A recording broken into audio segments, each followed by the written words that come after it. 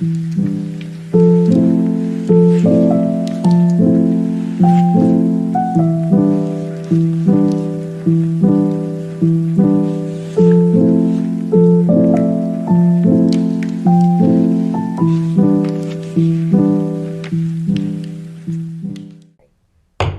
like to call the meeting to order. Please rise and join me in the Pledge of Allegiance.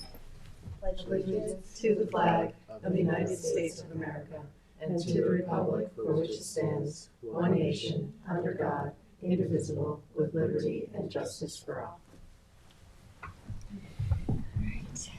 Madam Clerk, would you please call the roll? Certainly. Supervisor Moore. Here. Councilwoman McNamara. Here. Councilman Isilli. Here. Councilman Pell. Present today. All right, we're going to start. Thank you, Cindy. We're going to start with a proposal regarding scrap metal from Tom Houghton, our engineer, town engineer. Come on up, Tom. Good morning, Tom.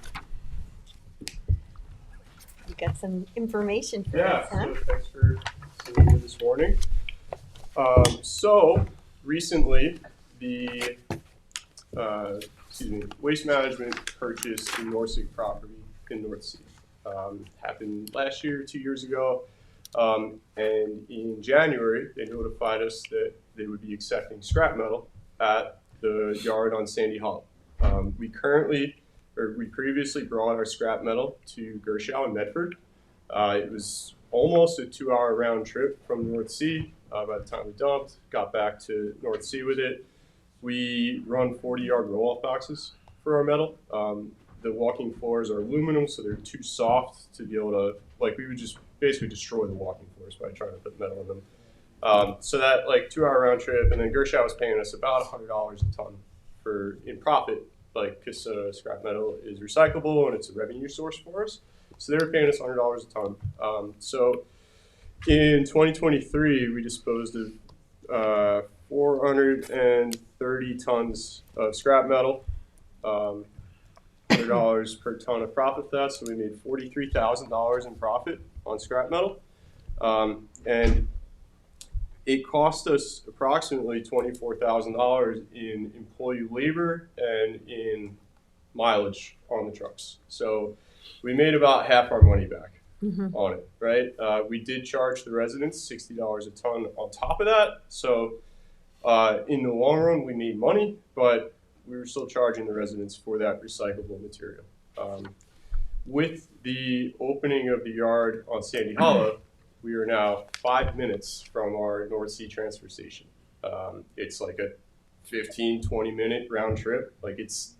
What a difference. In a blink of an eye, we've been able to run a 40, dump it, get paid, and then get back to the yard to fill it up again. So it's completely short-circuited our disposal route. In addition, we're receiving $110 per ton in profit from their North Sea yard. Their Yaphank yard, where they also accept metal, is $120 a ton in profit, but that extra $10 a ton in profit doesn't, it's completely negated by the travel time out to Yaphank. So we've been choosing to go to North Sea from both our Hampton Bays metal and our North Sea metal, and it's been great. It really frees up our drivers to actually do other things, to get other things done in the yard. So that's a really nice development. Yeah, it's great. It's great.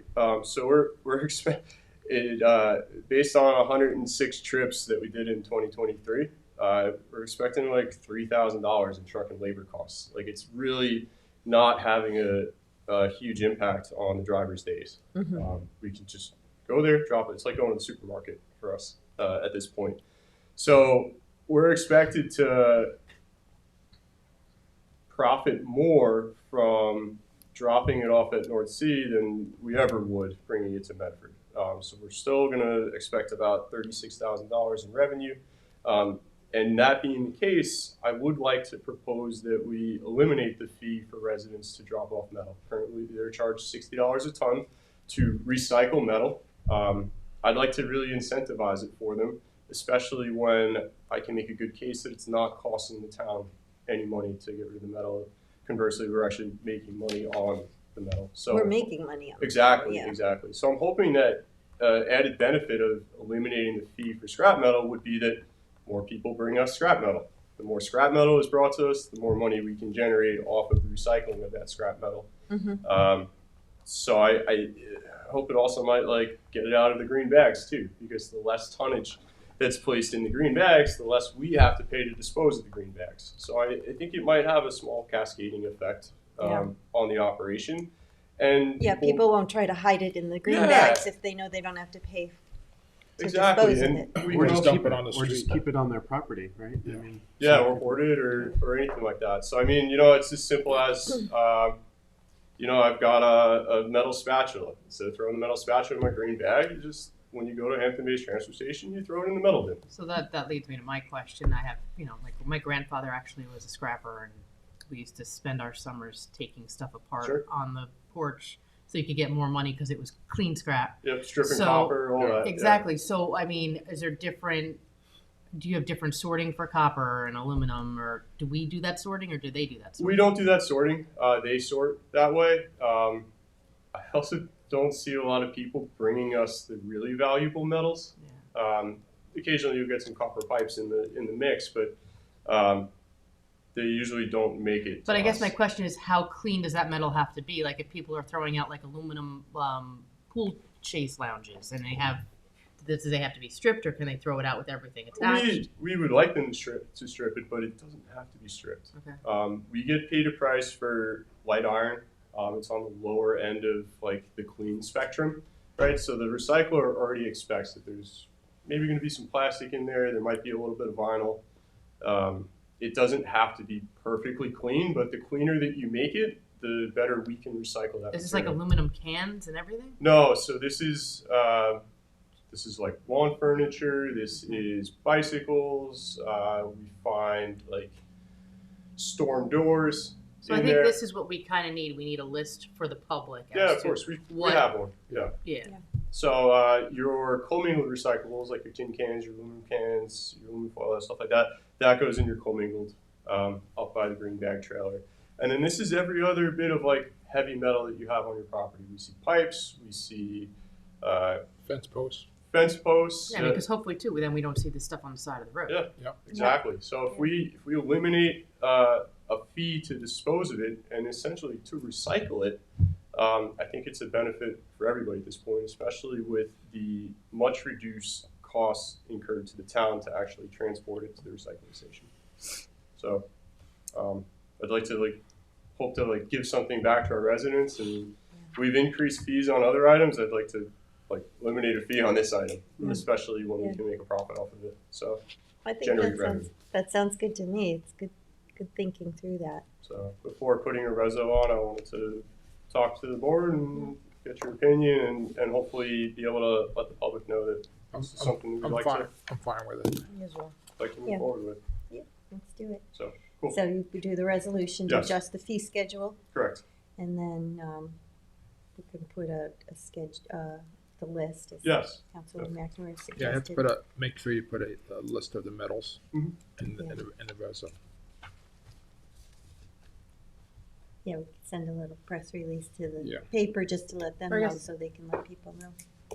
Doesn't Or need put it on the doesn't need to be website. reso, I don't think, but we need a We'll Need produce a an re- updated recycling brochure. and Need then a we could reso also do a for- press release on. Yeah. But we need an initial reso to reduce the fee. Yeah. Yeah, no, I have the reso written up already, but it's just there's a line item in our fee schedule: scrap metal, $60 a ton, and then the reso will say Zero. reduce it to $0 per ton. And we still are only accepting residential waste. So I thought about opening up to commercial waste and metal, but it's just a rabbit hole that I don't know that we want to go down at this time. So It has to Any be good- very, very well watched and. yes. Any yeah. goodwill you've gained would be diminished. So yeah, no, I hope we are able to accumulate some more scrap metal at the Hampton Bays yard and the North Sea yard. And So- did we start accepting bulk at West Hampton? Not yet. We're currently leveling a pad in order to make a better spot for the 3 dumpsters. But we're expecting in the coming weeks to notice that we will be open on Saturdays at West Hampton for metal, bulk, and refrigerators and stuff like that. Trying to expand our services in West Hampton 1 day a week. Yeah, that's nice. We have an overlap of all 4 of our scale operators on that day, so it makes sense to be able to divert one of them there, and then even if a scale operator calls out sick, we still have coverage across 3 stations instead of 2. So It'd be nice to have Yep. people on the west side not have to go all the way to Hampton Bays. And then as part of our new e-waste contract, we'll have an e-waste bin at West Hampton, which we previously have not had before. So this last bid that we put out, instead of it being a wash for us, currently we are receiving $0 in e-waste revenue. The recycler is going to pay us 15 cents a ton, I believe. We're going to actually get money from the e-waste that we're collecting. So a question that, because that was asked to me, so I'm just going to ask it to Yes. you. There's some people that are obviously concerned about throwing out e-waste, right? So maybe they have 2 or 3 old computer towers sitting in their attic because Yes. they're afraid there's something on there that's gonna. What happens to that when they So our e-waste recycler wipes the drives. Like Okay. there's really no security concern with Ecotech. They're a responsible recycler. They're registered with New York State. So I said it's similar to like taking your stuff to a shredding event. Yeah, pretty much. And I mean, honestly, throwing your paper in our trailers is, you might as well be shredding it. It goes in our trailers and it goes directly to the recycler. So, yeah, it'd be good. We're not Yeah, doing it in that is Sag good. Harbor because we don't have any room for a container over there, but yeah, trying to expand. Oh, and whatever happened with the oil tank? The oil tank, I accept checked the dirty with oil. G&MD yesterday, and they expect it in 2 weeks, Oh, good. which That's all is good. way overdue. But Well. that's contract. Oh, and I reasons. also wanted to say thank you. We had our Shinnecock Dock Committee meeting. Oh yeah, yeah. And it actually is, I know they haven't really fully implemented Yeah. it. You guys have a list though. So what we did was it was the dock licensees were able to go and they had to basically dispose of 5 gallons of oil a day. So they were making multiple trips to try to get rid of the waste oil, and so it was sitting on site. And so what we did this year when the license agreements went out, they were given a sign-up sheet for how much oil they potentially use in a year, and that was given to Waste Management with the slip owners, and they are basically drawing down on those amounts so that they can go and say they have 20 gallons of oil that because they changed out the oil on their boat, they can dispose of it all at one time. It comes off their list. They're paying us the cost of disposing of the oil, but it's nice because it's getting it off site at the dock, and there's no excuses now for having oil sitting there because they have this opportunity now to just take it all to the transfer station in one shot. And Yep. so it was very well received, and I think you're going to see more people coming to take advantage of that. Yeah, we had one slip owner dispose of 5 gallons of oil in January, but yeah, we expect more now that Daryl's talking to him. So yeah, we have a sheet in our scale booth. Our scale operator is fully aware. We recently had some sludge pumped out of that waste oil booth, so we have a little bit more capacity than we've previously been having. And currently our limit prior to this agreement with the fishermen as part of their lease and stuff like that was that you could bring a maximum of 5 gallons per resident. So these large diesel engines that may produce 10, 20 gallons of oil, we were having to hold them to the rules of 5 per day per person. So now we can actually make it efficient for them, make it easy for them. And That's good. I mean, And they are paying the disposal cost, which Yeah. is not much, but they're paying. yeah, so it's about $1 a gallon, and that's what the town pays to have the oil recycled. So, But it's the wash. positive of getting it off of the docks. well, is- especially in flood zone. Yeah. So, They're not putting it in the dumpster. No. yes, so, yeah, so we should be doing pretty good. Yeah, that all is very positive. Thank you. Thank you. All right.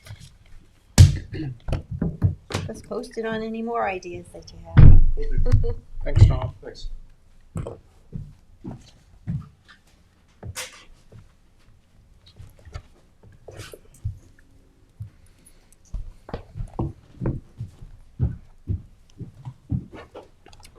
All right, that brings us to our town council and supervisor liaison updates. Bill, do you have any? I'm waiting for an update on the West Hampton Senior Center and Youth Center. And, Yeah, what's happening with that? No. Or the, I haven't got when I asked for update, I haven't got anything back. okay. And the same thing with Bel Air. We're supposed to be. Well, we did sign the contract, right? Yes. With we're supposed to be meeting to with us a rough idea to come Mhm. back. Good. That's all good.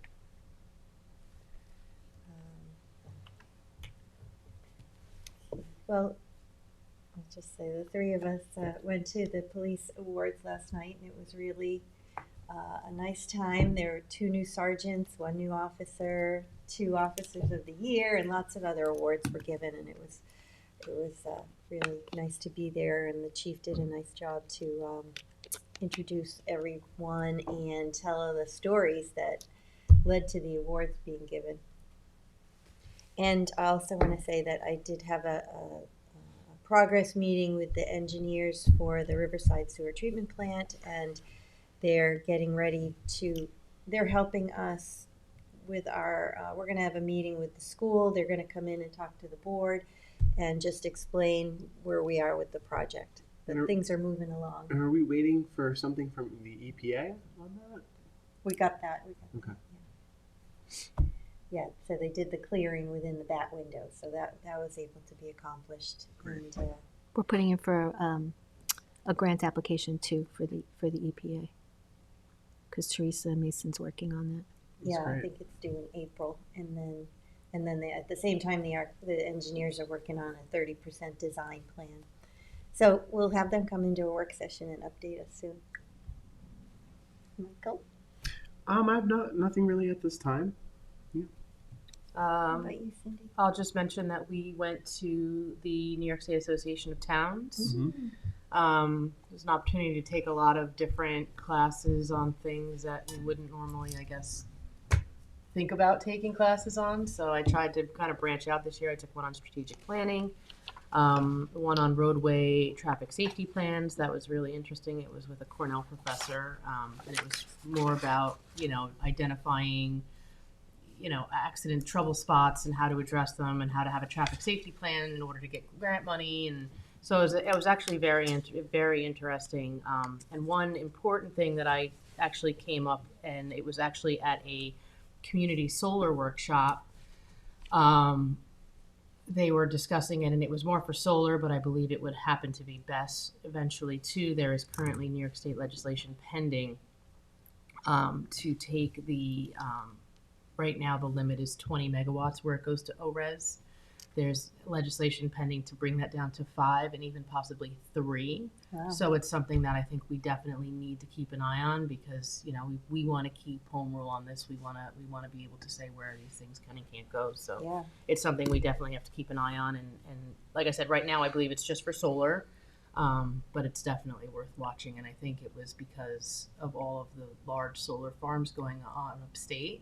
Solar tends to take a lot more area, so there were more and more resistance to doing large solar farms, and that's why I think ORES is trying to step down the sizes to where they can have more control because they're losing spaces because people are starting to see, they're losing vineyards and vistas to solar farms. And so it was just really interesting. There was a lot of different things, and I think I took one with you on special districts.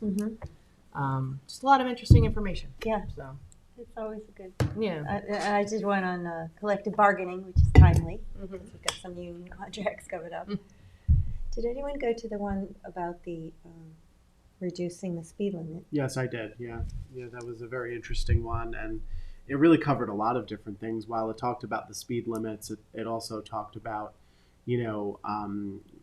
ways to look at your traffic issues comprehensively. And the takeaway for me was, and I took it with Ryan Murphy, our public safety director, is, and I actually spoke with the gentleman who taught the course, was to, since we're working on a report that's going to cover a lot of different details, we should really look at ways we can look forward toward a larger traffic mitigation master plan, so that we can start looking at these matters more comprehensively, which I think at some point is going to be critically important. While we can work on some things now, I think we do need to think about a more comprehensive approach going forward. So, and that will be in our report. So it was actually very helpful to be in the class to hear some of those concepts, and a lot of great data was also shared with us. So a lot of studies done on reducing speed limits, what that means, as well as the implementation of traffic roundabouts and some of the important safety attributes of those what they offer communities too. So it was speed limits, but it was also other traffic calming practices that could be implemented. Oh, that sounded like a good one. I think it's actually interesting because there we were all there, and it was like I think I saw Maria once. I never saw you. Yeah. So there were so many different offerings of classes that we were all taking different things, which was great. And I believe the Association of Towns actually gave Southampton Town a shout out as having the most employees there for training. Oh, nice. And I think Juan went to one on employee wellness that I was going to ask him, what did he learn at that? So he'll share some information with That's us. important. Yeah. We do. I think we do a yoga class here. Oh, yeah. Yeah. So I haven't taken it yet, but Paula does it. Yeah. Well, all right, then if there's no one else has any other comments, then I move to go into executive session to discuss personnel, acquisitions, contracts, confidential legal advice, and litigation status, and then close. Second. All in favor? Aye. Thanks, everyone. You want to